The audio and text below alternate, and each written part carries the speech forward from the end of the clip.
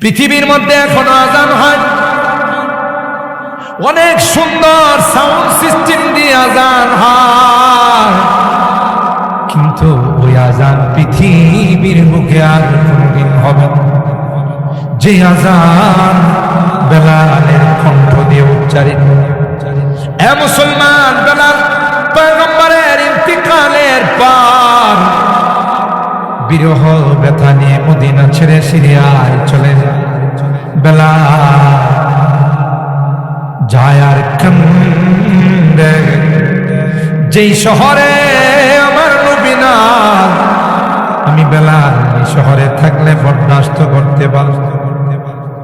বেলাল ভারাক্রান্ত মন নিয়ে কাঁদতে কাঁদতে সিরিয়ায় চলে যায়।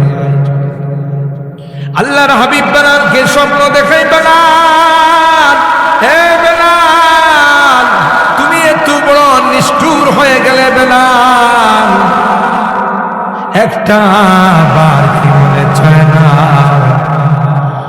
তুমি পয়গম্বরের রওজায়ে পাক জিয়ারত? এ বেলাল, তোমার আযান কি আমি নবীর শুনতে মনে চায়? খাপ দেখি বেলাল চমকাইয়া উঠলেন আর কান্না শুরু করে দিলেন। বেলাল আবার কাঁদতে কাঁদতে মদিনায় আসলেন। বেলালকে দেখে সবাই বলে, বেলাল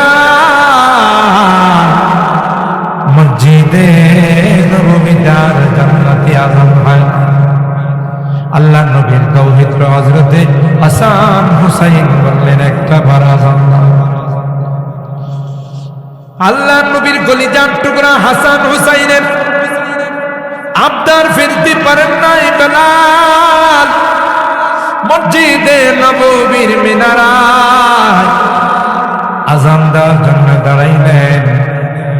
যখনই বেলাল বলে আল্লাহু আকবার, আল্লাহু আকবার, বেলালের আওয়াজ শুনতে দেরি হয়, মদিনায় কান্নার রুল বইতে শুরু হয় না। মদিনায় কান্নার রুল শুরু হয়ে গেছে। মদিনার অলিতে গলিতে কান্না শুরু হতে দেরি হয় না।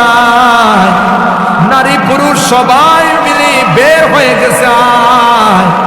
বহুদিন পর মসজিদে নববীতে বেলালের আযান শোনা যায়।